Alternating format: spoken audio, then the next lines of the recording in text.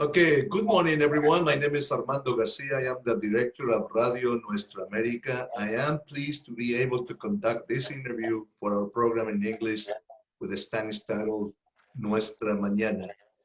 This radio, likewise, like any other one, I imagine in other places, we are promoting a campaign that is scheduled for April 30th to be declared a day without immigrants, in order to put pressure on Congress to now pass a law for comprehensive immigration reform. Before, there has been an attempt to make a day without Mexicans, a day without immigrants, and even a movie was produced. And yet we continue without any immigration reform, which I believe we have been waiting for almost 20 years, or more than that. I have on the microphone Ramiro Gonzalez, who is an activist in the community where he lives, in particular in the state of Illinois. He had stood out for immigrant rights, and I'm going to let him introduce himself, who he is, why is he supporting this new campaign sponsored by the National Immigrant Front, which is the Frente Nacional de Inmigrantes. Ramiro, welcome to Radio Nuestra America. Thank you for being here. Oh, Guillermo, we have Guillermo Gomez also joining us. Guillermo, we have Ramiro Gonzalez, and we have Guillermo. Please introduce yourself. First of all, Ramiro, the whole mic is yours. Thank you. Good morning, Armando, and thank you for having us here today. Guillermo, it's good to see you again. Good morning, and Armando. glad that you're able to join us on this very important topic. Well, first of all, my name is Ramiro Gonzalez. I'm currently the president of the Midwest Hispanic Chamber of Commerce and also the International Hemp Institute.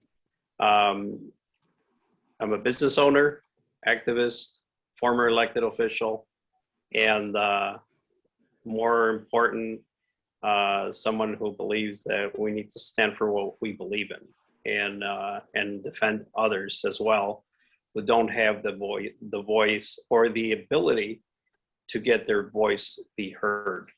Those of us that are privileged with having the time and or the ability to endorse or stand for something and someone, we need to do it. So that is one of the main reasons why I'm here talking about this particular stand that we are taking as a collective group of organizations, nationally, internationally.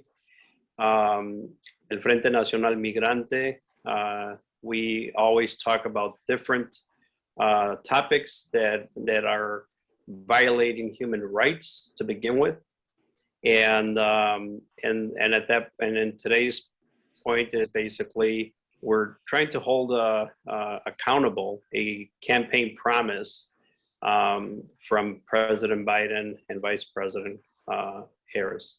So basically that we stand together in this initiative. You know, one day without immigrants. What does that mean?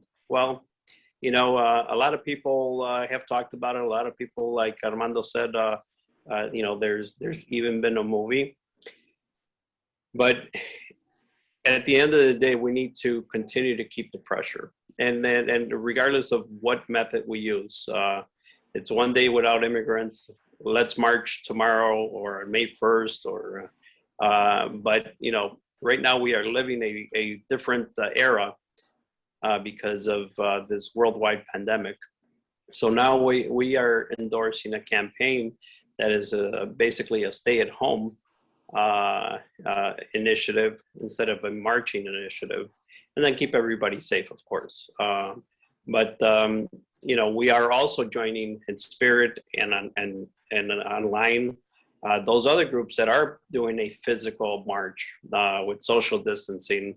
And the important thing is to be able to get that legalization for those individuals, those families that are contributors to this great nation, not just in tax revenues, but also in an economic social impact. So this is part of why we're here today. You know, hopefully that whoever listens to this this interview will join us, will touch their heart that, you know, most of the time we don't think of hunger until we're hungry. You know, most of the time, if, you know, we don't think of the dentist until our tooth hurts.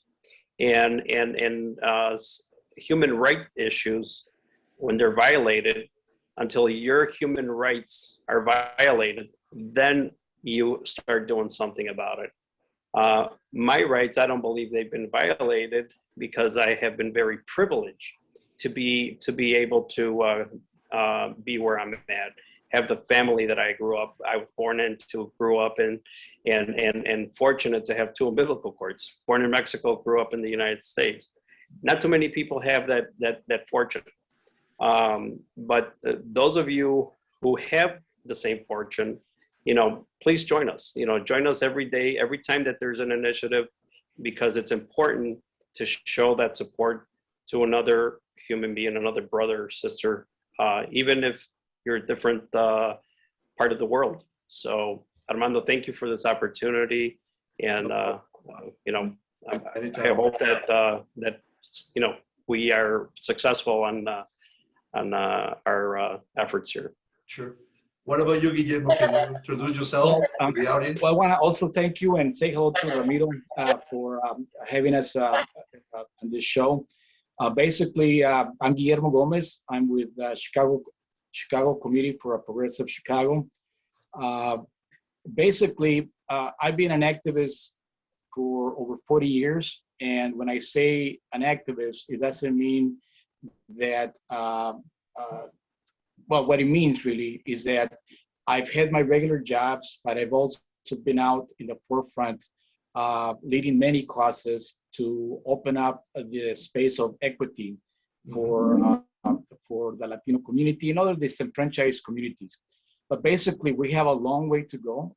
I, like Ramiro, was born in Mexico, was born in Veracruz, and it just happened that my parents, like many millions of families, came over to the United States because of the lack of opportunities from, you know, in our country.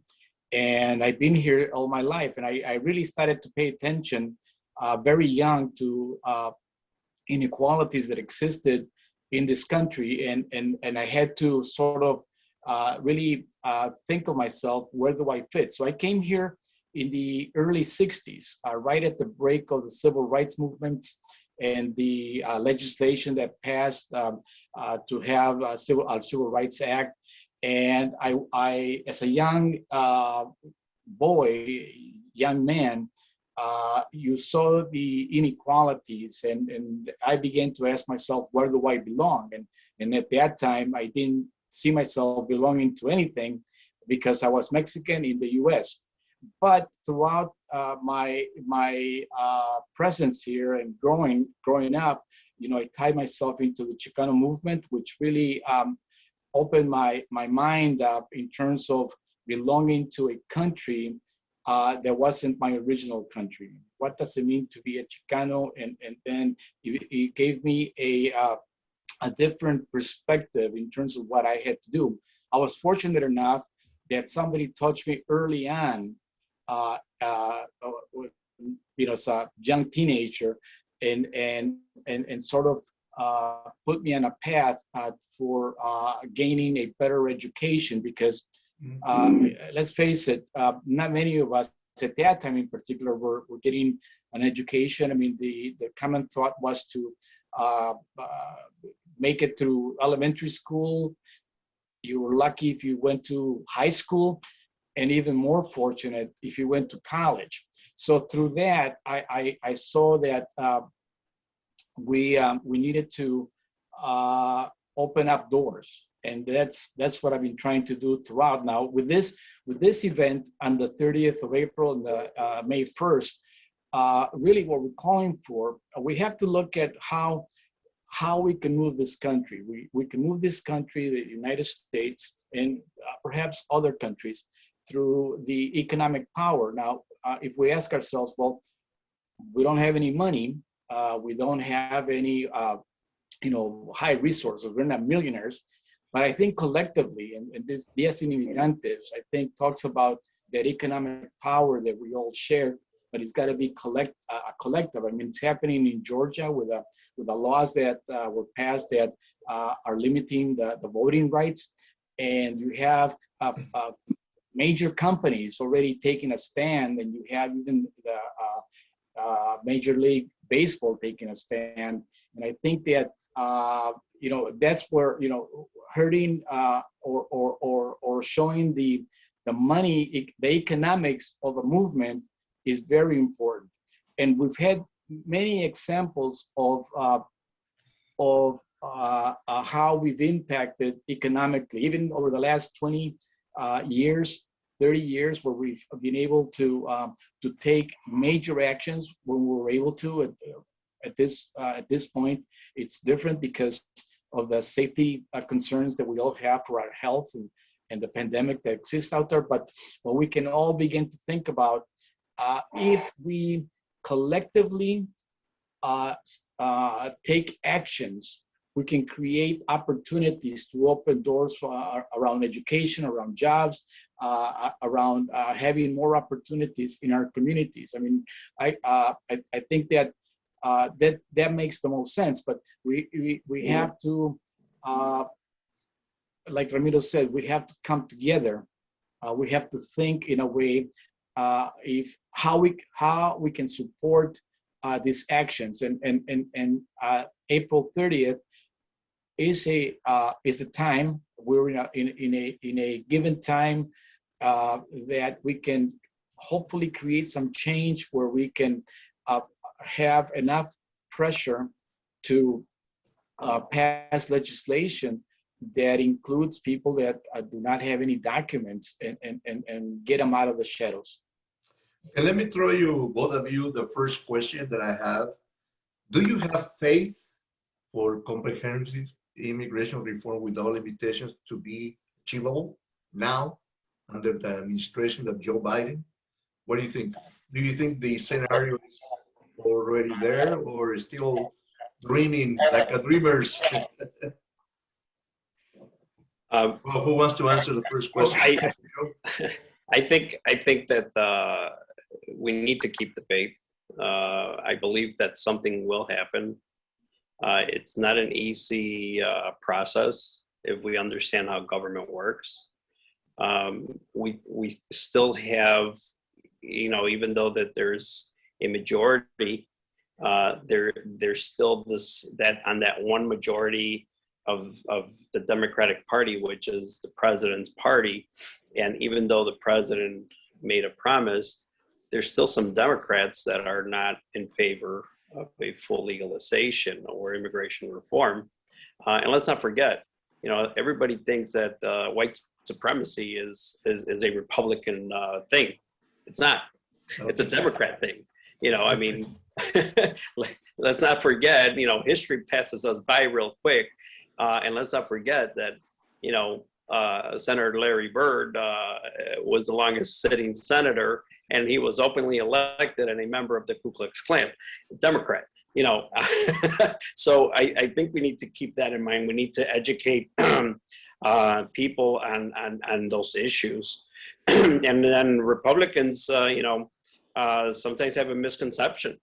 And then think about how we could make it happen.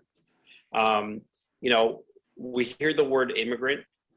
It's been tainted with a very negative, image with the unproductive tenant of the White House in the previous administration. He portrayed immigrants as rapists, as thieves, as bad people. But what if we change the name immigrant to explorers, to pilgrims, to settlers? I mean, think about it. We honor the pilgrims on Thanksgiving. We honor the settlers for a lot of different reasons. But in reality, they were immigrants also.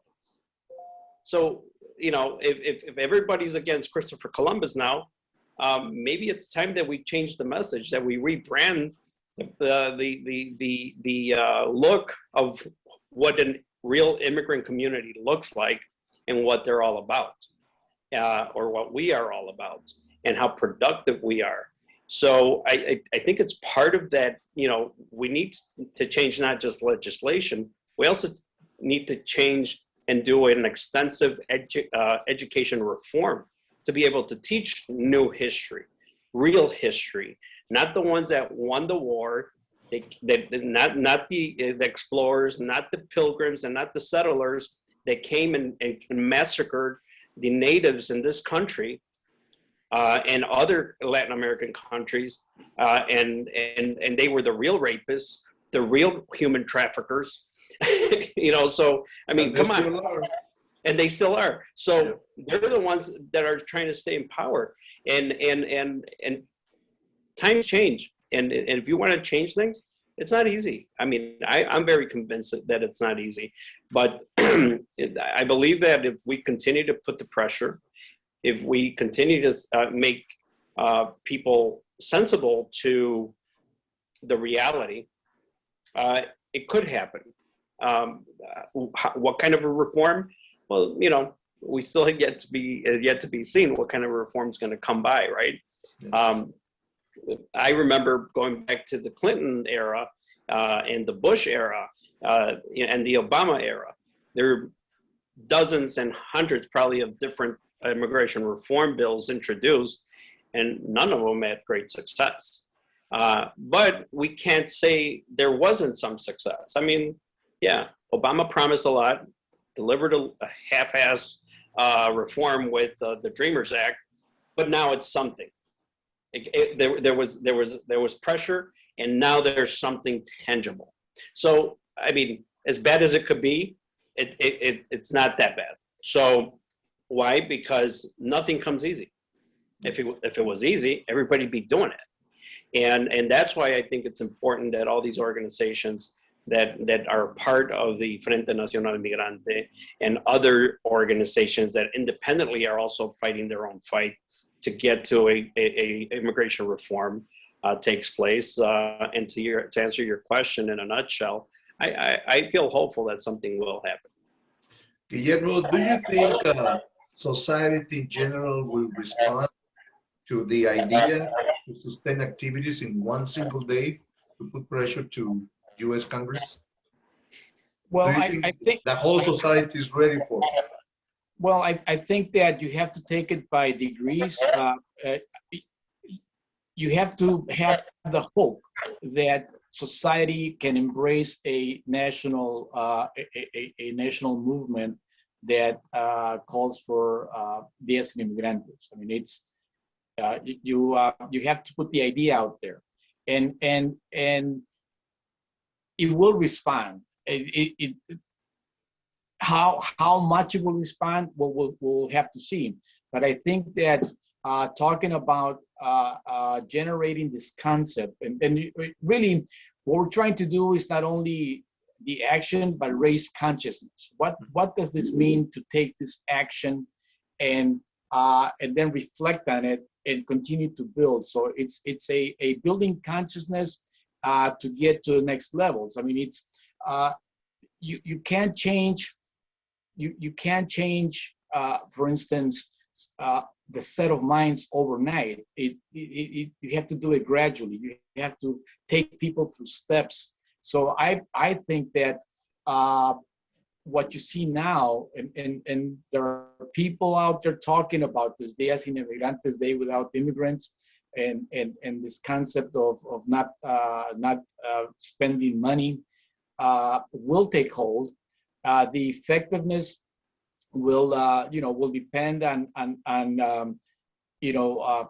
many factors. I mean, in terms of people coming out. But I want to point out to the year 2006 when the major marches came out, and over 30-something cities across the nation paralyzed their centers, the downtown areas, and the communities. the one thing that was not talked about, everyone talked about people coming out and taking part of those marches. But one of the things that was very effective was the economic impact that it had when people came out. In Chicago alone, I mean, the numbers were when they were, when they were reported in terms of people coming out, they were not giving the real numbers that came out. They were saying there were only 100,000, but if you were there, you could see there was more than 100,000 people. And that day in 2006, March 10th, it paralyzed the whole economic structure of the city of Chicago. The expressways were paralyzed. The businesses downtown stopped doing business, and it cost the city or those businesses a lot of money. So if we talk a little bit more about the impact that this concept, this idea of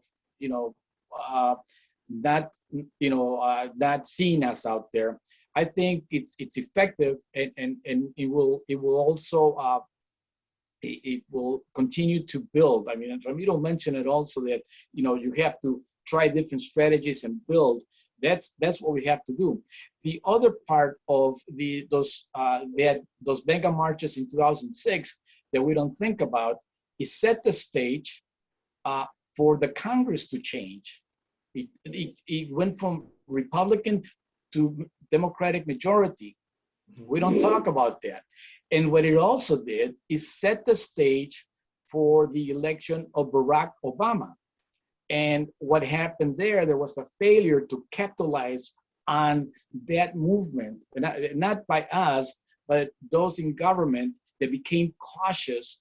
And I'm talking about the Obama administration that did not want to alienate certain people, but who, the way he did alienate people, because he didn't go full throttle on getting immigration reform. He wanted to appease somebody else that was not necessarily, those of us that were moving into the immigration reform. So we have to create the conditions for the change to happen. And I think this is one opportunity for us to change those conditions. Will society change? Well, it'll be measurable, and then those impacts that we have, we'll have to talk about those. But again, we have to put them in perspective, and I hope that as we continue to move forward and talk about the historical perspectives and benchmarks of what those initial marches and those other marches that followed,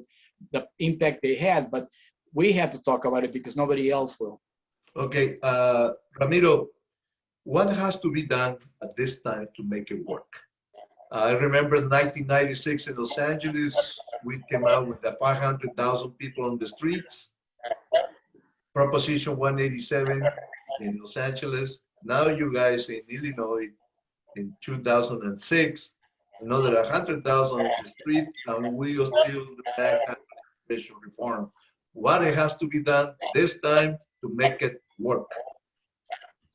Well, everything that Guillermo just mentioned from 2006 forward, your intro to your question just reminds me of one of many, and let's focus on the Women's March and the Me Too movement. What did that do? It put more women in government since that march till this date. So what does an effort like this mean, and what needs to be done? It means that if we continue to take these steps and we continue to pressure government and hold them accountable, and if we continue to express the necessity and the importance of participation from every citizen, regardless of your status, that there is a light at the end of the tunnel. So we have to, what needs to be done is we have to continue to do the awareness at an individual basis, at a group basis, as a, you know, as a community, as a state, as a nation. You know, awareness is the biggest tool, and I believe the dialogue like this one is the medicine, because, you know, let's face it, my parents, when they decided that it was time to bring the whole family to the United States, and like I said earlier, I'm a very fortunate individual, and our family were very fortunate to, you know, my 9 brothers and sisters at the time, we all came with permanent residency. Mm-hmm. You know, not too many people could say that. And then, you know, it was not their choice, because they woke up one day and said, let me go to another country, and I don't know how it's going to be. And, you know, and I don't even speak the language. But one thing my parents were very, very convinced, is they knew that there was a better tomorrow in this promised land, you know, and when they got here, they didn't come here to register to vote, because they couldn't. They were residents, you know, they had the permanent residency.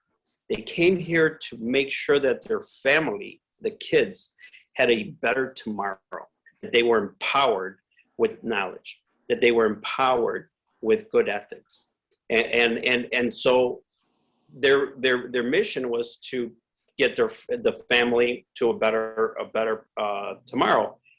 Most immigrants don't go to another country to say, let me get involved politically. Let me go punch the government in the nose because they're not doing things right. You know, that's not on their agenda ever. So when the government actually sees that there is a community engagement in policy making, well, they feel threatened. And then why is there such a holdback on empowering immigrants or people with the ability to register to vote? You know, well, because eventually they feel threatened that they're going to be displaced. Instead of engaging us, empowering us, and I guarantee you that if they had taken that approach, and I'm going back a couple hundred years ago, if those empowered took that approach, they wouldn't have too much competition, because, hey, if you're doing a good job, I'm going to leave you alone, right? It is when the government does not do their job when we wake up, and that is what we need to do. We have to wake up those that are dormant, those that say, it's the same thing as always. It's the usual. That's not my thing. I can't even vote. Well, guess what? It affects you anyways, you know? And so I believe that is what needs to be done, you know, awareness. Yeah. Well, we're running out of time. I have a final question to both of you. Finally, what is your message to the immigrant community, to the citizens with voting power, so that they do not hesitate to support this work stoppage, this end of activity for one single day for April 30th, and join the day after on the March, May 1st, to join the March on International Workers' Day, to be held, I think, in Chicago, I'm not sure. But what is your message, starting with Guillermo, and then I'll conclude with Ramiro? I'll try to be quick because of the time, but basically, we have to redefine ourselves. Mm-hmm. This aspect of immigrants or undocumented doesn't just affect those without papers. We're at least 55, 60 million Latinos in the United States. We are the largest minority group in the United States in 2021, and will continue to grow. So basically, when I think when this whole concept of undocumented is thrown out there, it sort of throws us in a situation or in a bag that we're always trying to find a way out of that concept. No, look, there are citizens, there are permanent residents, and there are there are people here that may not have documents, but it impacts everybody equally in the areas of jobs, opportunities, education, communities in terms of what how vibrant your community is. So we're here. We have to accept that, and it goes beyond those that are undocumented, and that's my message to all of those that are out there. It's not just about, oh, you're a recent immigrant. No, they, we're placed in that bag so that we continue to fight from a disadvantage point. But we have a lot of power that that we have. And I'll stop right there because I'm getting a message that is ending. But yeah. What about you, Ramiro? A message? My message to all the voting bloc in the United States is think of, I am voicing my opinion for those that are unempowered today. Mm-hmm. Hopefully that one day they voice their opinion for someone tomorrow. So if I march for you today, you need to go out and march for someone tomorrow. If I ask you to support an initiative, we may be supporting an initiative for you tomorrow as a voter, because even those that are registered to vote also get their rights violated by government. And I gotta throw this one in there. Why is it that until 2021, we're looking at minimum wage increase? If we're looking at goods, everything you buy in the grocery store, everything you buy as clothing from 2007 till now, almost doubled in price. Yeah. And your wages have not doubled in price. So what's wrong with that picture? And if you, the voter, think that that's okay, then you have to do some soul searching. If you're good with $15 an hour, but you should be paid $30 an hour, I mean, think about it. So we are fighting for equal rights. So ours, immigrants, there's a group that needs a legal status that is also fighting for minimum wage increase. That's going to help you and your family members who do have the power to vote. So I welcome you to join the efforts for immigrants, because the immigrants are the ones that are also fighting for you today. Thank you. Well, thank you very much to both of you. Maybe next time when we do another interview, we'll do it in Spanish. I'll send you the information to have it. Maybe invite any other members of the National Immigrant Forum to join us in the Spanish interview. Is that okay with you? We could schedule it anytime. I'll let you guys know. And yes, thank you for your participation. Muchas gracias. Muchas gracias. Thank you. Thank you, everybody. Bye-bye. Bye-bye now. Take care. Take care.